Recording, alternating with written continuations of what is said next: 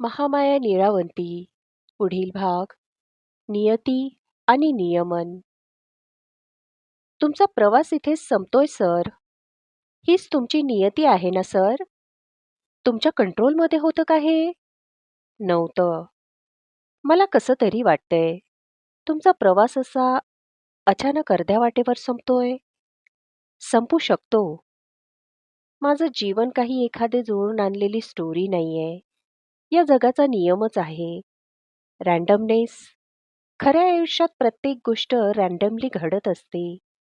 एखादा शूर, कोणालाही न घाबरणारा सैनिक युद्ध लढायला गेला म्हणजे पराक्रम गाजवूनच त्याच्या स्टोरीचा शेवट व्हायला पाहिजे असं काही नसतं. युद्धभूमीवर गेल्या गेल्या एखादी गोळी लागून त्याचा जीव जाऊ शकतो. कथेतल्या हिरोसारखं खऱ्या आयुष्यातही आपली मोहीम पूर्ण करून आपण जिंकू असं थोडीच असतं. सगळं रँडम आहे ना सेबी. वायूमध्ये मॉलिक्युल्स जेवढे रँडम मोशनमध्ये फिरत असतात ना, तेवढंच रँडम आहे हे सर्व. तुझा प्रवास अर्धवट संपतोय याबद्दल आश्चर्य वाटत नाही तुम्हाला? वाटतं ना आश्चर्य. सहन होत नाही. इतका राग येतोय. त्रास होतोय. त्रास ह्या गोष्टीचा जास्त होतोय की नियतीने मला हिरो म्हणून निवडले नाही. मरण्याआधी थोडं मन मोकळं करू का तुझ्याजवळ? हं, ठीक आहे. आता इतकं मूर्खात निघाल्यासारखं वाटतंय ना मला. लहानपणापासून मी स्वतःचं स्थान ह्या जगात महत्वाचं आहे असं समजायचो. गोष्टीतला हिरो समजायचो स्वतःला. हे जग एक दिवस माझ्या अवतीभोवती फिरेल असं वाटायचं. पण सगळं फोल होतं. मी गटारातल्या एखाद्या किड्यासारखा आहे. हेच सत्य आहे. माझ्या अस्तित्वाची किंमत नाही. गटारातच जन्मलो आणि गटारातच मरणार. माझ्या अस्तित्वानं कोणाला फरक पडत नाही. मी मेल्यानं कोणाला फरक पडत नाही. शेकडो वर्षांनी कोणाला कळणारही नाही की विक्रम विभूते नावाचा कोणी माणूस ह्या पृथ्वीवर अस्तित्वात होता, जो गोष्टीतल्या फॅन्टसीजना खरं समजून मृत्यूला हरवायला निघाला होता. विक्रमचा आवाज जड झाला. त्यानं बोलणं थांबवलं. मरणापूर्वी सत्य बोलून मरावं असं त्याला वाटलं. त्याच्या हातापायांना बंधमुक्त करण्यात आलं होतं. कारण तो तिथून पळूनही जाऊ शकत नव्हता. विक्रमने बसल्या जागेवरून गुहेच्या तोंडाकडे पाहिलं. जरी तो 50-60 लोकांमधून जीव वाचवत गुहेच्या तोंडापर्यंत पळत गेला असता, तरी गुहेच्या भूलभुलैयातून बाहेर पडणं म्हणजे अशक्यप्राय. बाहेर निघण्यासाठी रस्ता त्याला नीट आठवतही नव्हता.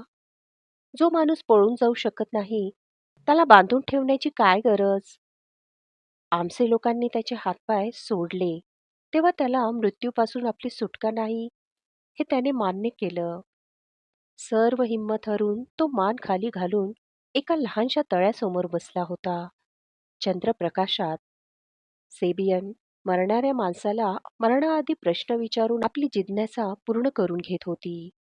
तिचं कोवळं वय बघता तिला मृत्यूबद्दल आकर्षण असावं, म्हणून ती आपल्याला असे प्रश्न विचारित असावी. गुहेतून आत येताना नियतीबद्दल तिने विचारलेले प्रश्नही विचार करून विचारले होते.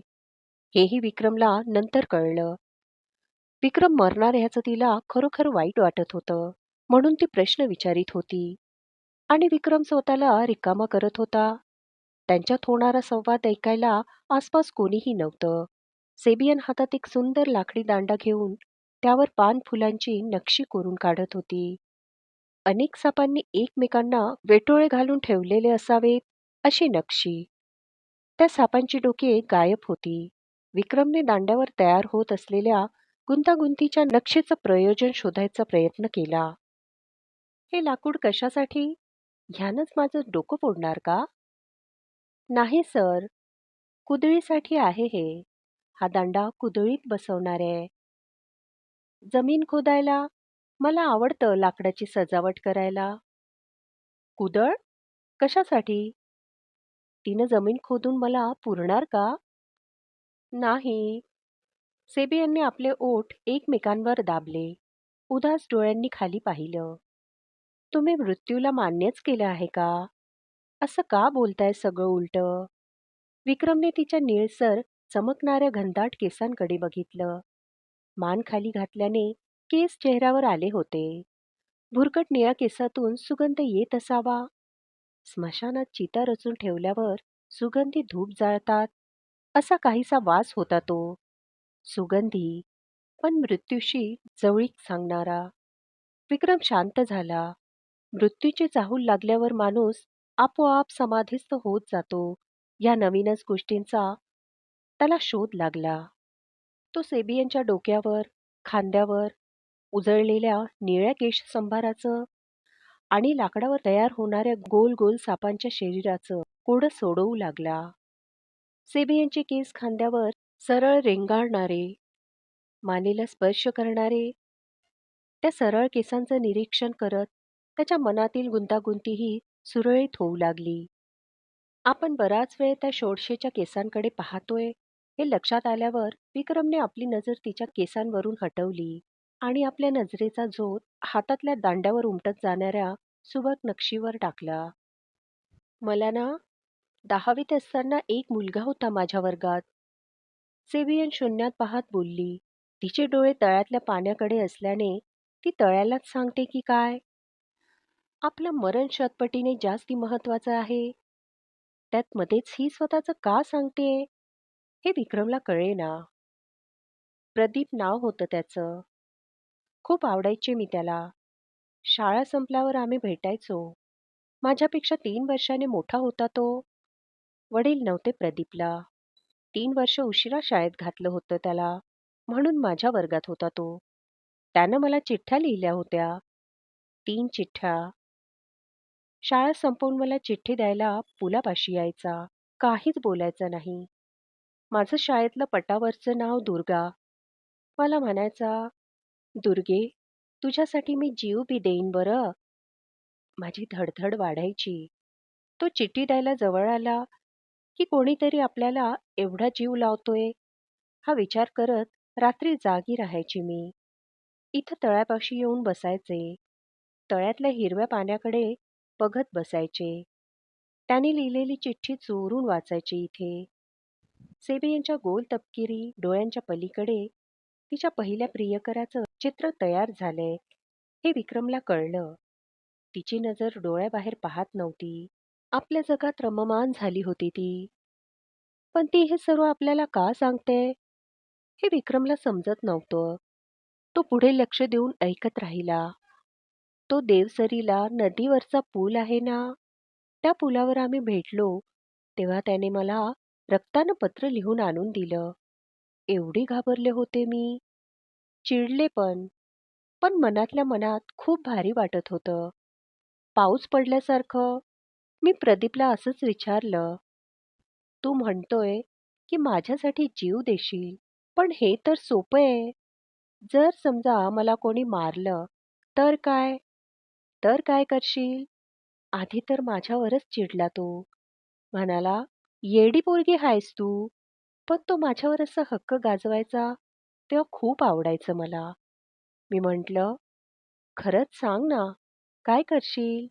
मग म्हणे, तुझ्या अंगाला कोणी हात जरी लावला ना, तर त्याचा हातच तोडून टाकील मी.